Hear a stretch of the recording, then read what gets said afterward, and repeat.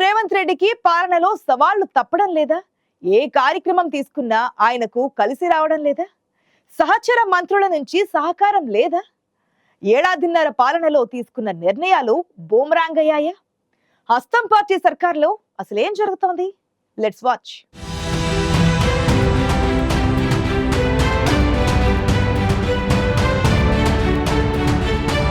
తెలంగాణలో బీఆర్ఎస్ 10 ఏళ్ల పాలన తర్వాత కాంగ్రెస్ పార్టీకి ప్రజలు పట్టం కట్టారు. సీఎంగా రేవంత్ రెడ్డికి కాంగ్రెస్ అధిష్టానం అవకాశం ఇచ్చింది. దీంతో పాలనలో తనదైన ముద్ర వేసేందుకు రేవంత్ రెడ్డి ప్రయత్నం చేస్తున్నారు.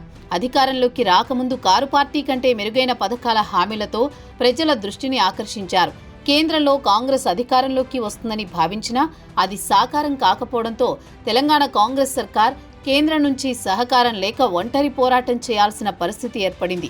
పథకాలు అమలు చేయడానికి బడ్జెట్ సహకరించకపోవడంతో అప్పులతోనే ప్రభుత్వాన్ని నెట్టుకురావాల్సి వస్తోంది.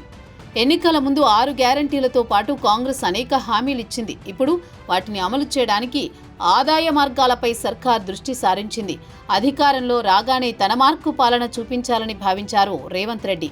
తొలుత హైదరాబాద్ నగరంలో చెరువుల సంరక్షణ కోసం హైడ్రాను తీసుకొచ్చారు. మరోవైపు మూసీ ప్రక్షాళన, ఫార్మాసిటీ రద్దు లాంటి కీలక నిర్ణయాలు తీసుకున్నారు. హైడ్రా, మూసీ విషయంలో ప్రజలు అటు ప్రతిపక్షాల నుంచి ప్రతిఘటన ఎదురు కావడంతో ఆ నిర్ణయాలతో ప్రభుత్వం ఆత్మరక్షణలో పడాల్సి వచ్చింది. హైడ్రాతో హైదరాబాద్ రియల్ ఎస్టేట్ రంగం కుదేలైందనే విమర్శలు ఎదుర్కొంది రేవంత్ ప్రభుత్వం.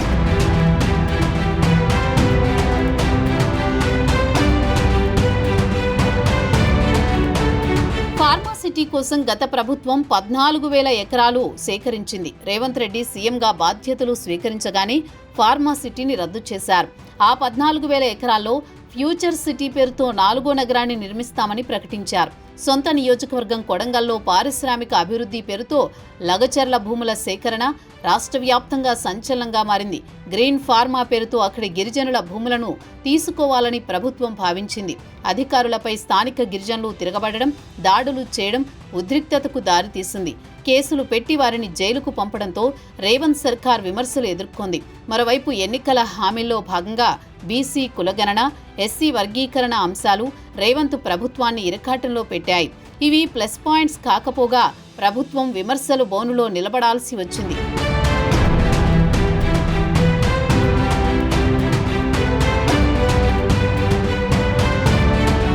లోటు బడ్జెట్తో నడుస్తున్న రేవంత్ ప్రభుత్వం ప్రస్తుతం ఆదాయ మార్గాలపై దృష్టి సారించింది.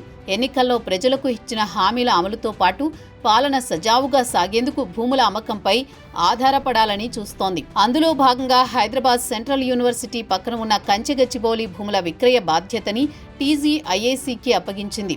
భూమిని చదును చేసే పనులు మొదలు కాగానే హెచ్సియు, విద్యార్థి లోకం, ప్రతిపక్షాలు పోరుబాట పట్టాయి. అక్కడి పర్యావరణ పరిస్థితులను పట్టించుకోకుండా ముందుకు పోతుండటంతో న్యాయపరంగా, రాజకీయంగా తీవ్ర ఇబ్బందులు ఎదుర్కోవాల్సి వస్తోంది. పర్యావరణవేత్తలు, విద్యార్థులు హైకోర్టుకు వెళ్లి న్యాయ పోరాటం చేస్తున్నారు. సుప్రీంకోర్టు కేసును సుమోటోగా తీసుకుని రేవంత్ సర్కార్కు మొట్టికాయలు వేసింది. కంచెగచ్చిబౌలి భూముల్లో చెట్లను తొలగించొద్దని స్టే ఆర్డర్ ఇచ్చింది.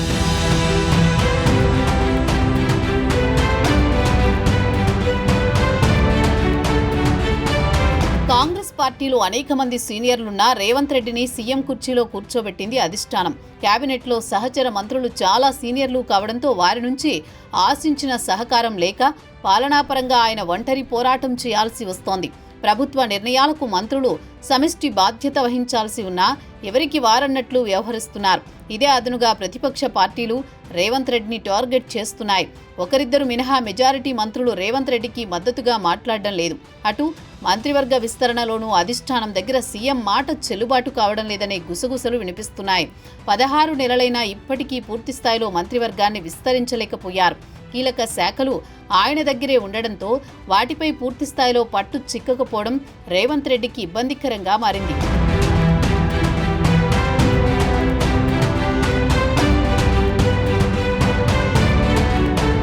మొత్తానికి రేవంత్ రెడ్డికి క్లిష్ట పరిస్థితుల్లో సహచర మంత్రుల నుంచి సపోర్ట్ రావడం లేదు. కంచె గచ్చిబౌలి భూముల అమ్మకం విషయంలో సహచర కేబినెట్ మంత్రులతో చర్చించకుండా ఏకపక్షంగా ముందుకు పోవడంతో ముళ్లకంచెలో పడ్డట్లయింది. సుప్రీంకోర్టు జోక్యం తర్వాత ముగ్గురు అనుకూల మంత్రులతో కేబినెట్ సబ్ కమిటీ వేస్తే లాభమేముంటుందనే చర్చ జరుగుతోంది. ముందే అందరి అభిప్రాయాలు తీసుకోవడంతో పాటు ప్రజల మూడ్ని గమనించి ముందుకు వెళితే ఇలా కీలక నిర్ణయాలు బూమరాంగ్ అయ్యేవి కావనే అభిప్రాయం వ్యక్తమవుతోంది.